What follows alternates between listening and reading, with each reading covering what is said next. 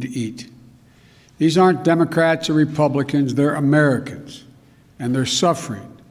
They're suffering not because of anything they did. Through no fault of their own, they're suffering. Once-in-a-century virus has decimated our economy, and it's still wreaking havoc on our economy today. And so much of it is still about the virus. We're still in the teeth of this pandemic. In fact, January was the single deadliest month of the whole pandemic. We lost nearly 100,000 lives. I know some in Congress think we've already done enough to deal with the crisis in the country. Others think that things are getting better and we can afford to sit back and either do little or do nothing at all. That's not what I see. I see enormous pain in this country. A lot of folks out of work, a lot of folks going hungry, staring at the ceiling tonight wondering, what am I going to do tomorrow? A lot of folks trying to figure out how to keep their jobs and take care of their children. A lot of folks reaching the breaking point. Suicides are up, mental health needs are increasing, violence against women and children is increasing. A lot of folks are losing hope. And I believe the American people are looking right now to their government for help, to do our job, to not let them down. So I'm going to act, and I'm going to act fast. I'd like to be doing it with the support of Republicans. I've met with Republicans. There's some really fine people who want to get something done, but they're just not willing to go as far as I think we have to go. I've told both Republicans and Democrats that's my preference, to work together. But if I have to choose between getting help right now to Americans who are hurting so badly and getting bogged down in a lengthy negotiation, or compromising on a bill that's up to the crisis, that's an easy choice. I'm going to help the American people who are hurting now. That's why I'm so grateful to the House and the Senate for moving so fast on the American Rescue Plan. Here's what's in that plan. First, it puts $160 billion into our national COVID-19 strategy, which includes more money for manufacturing, distribution, and setting up of vaccine sites, everything that's needed to get the vaccines into people's arms. There's simply nothing more important than us getting the resources we need to vaccinate the people in this country as soon, as quickly as possible. So job number one of the American Rescue Plan is vaccines.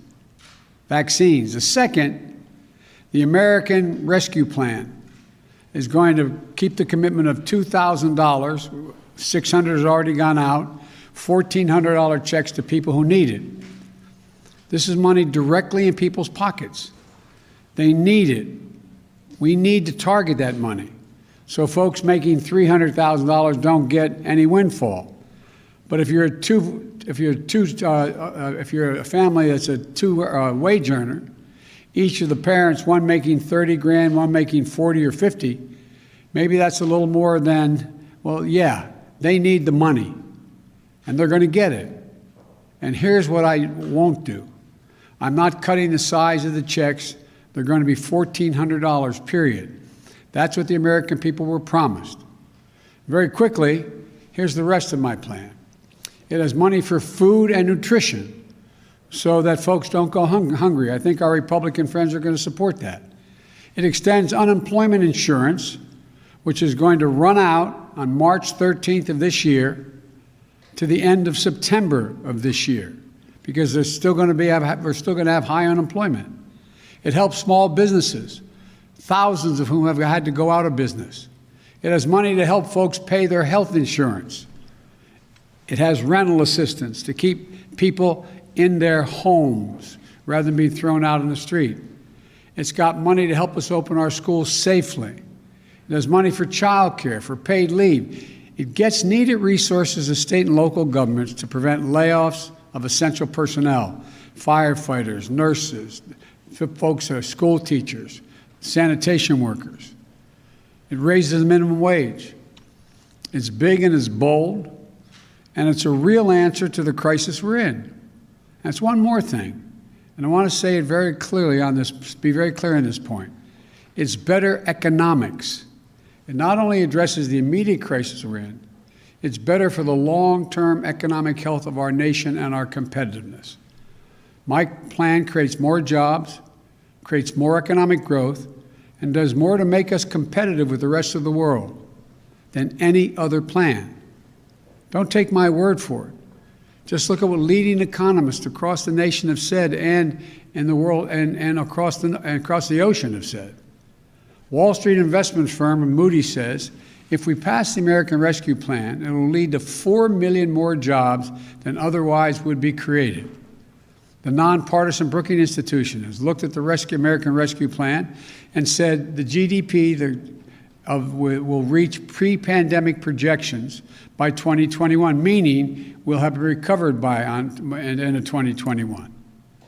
Much sooner, by the way, than if we do nothing. Look, just this week, the Congressional Budget Office projected that if we don't take action, it would take until the year 2025 to return to full employment. There's also a growing chorus of top economists, right, center, left, that say we should be less focused on the deficit and more focused on the investments we make and can make now in jobs, keeping families out of poverty, and preventing long-term economic damage to our nation. The simple truth is, if we make these investments now, with interest rates at historic lows, we'll generate more growth, higher incomes, a stronger economy, and our nation's finances will be in a stronger position as well.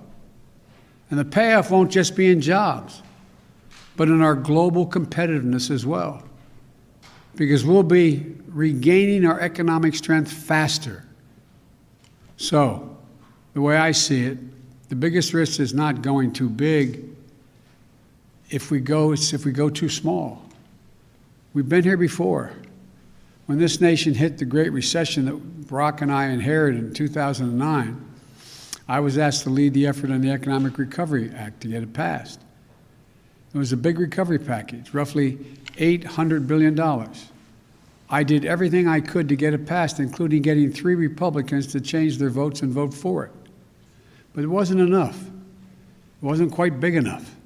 It stemmed the crisis, but the recovery could have been faster and even bigger. Today, we need an answer that meets the challenge of this crisis, not one that falls short.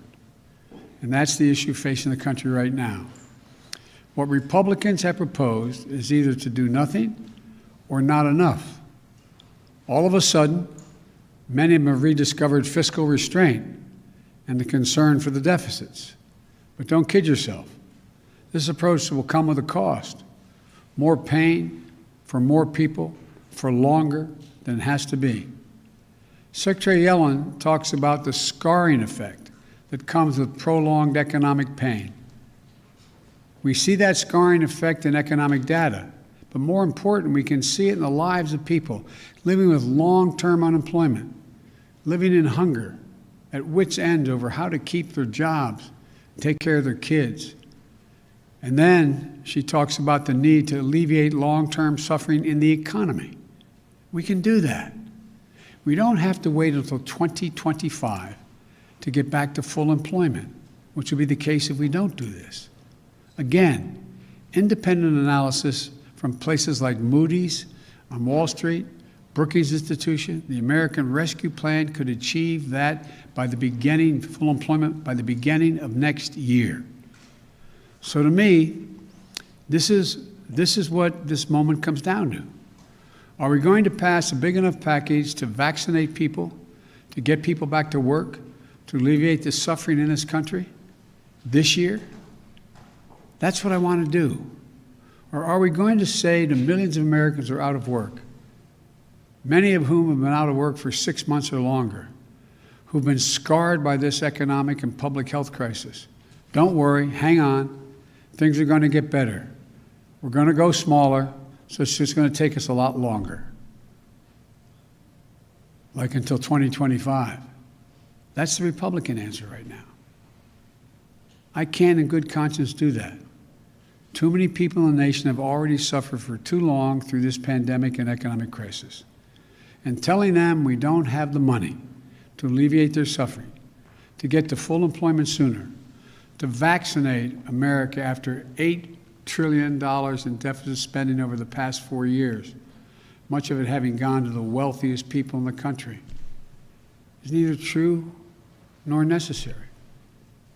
We do have the resources to get to full employment sooner. We do have the tools to reduce a lot of suffering in this country. We just have to choose to use them. So it's time to act.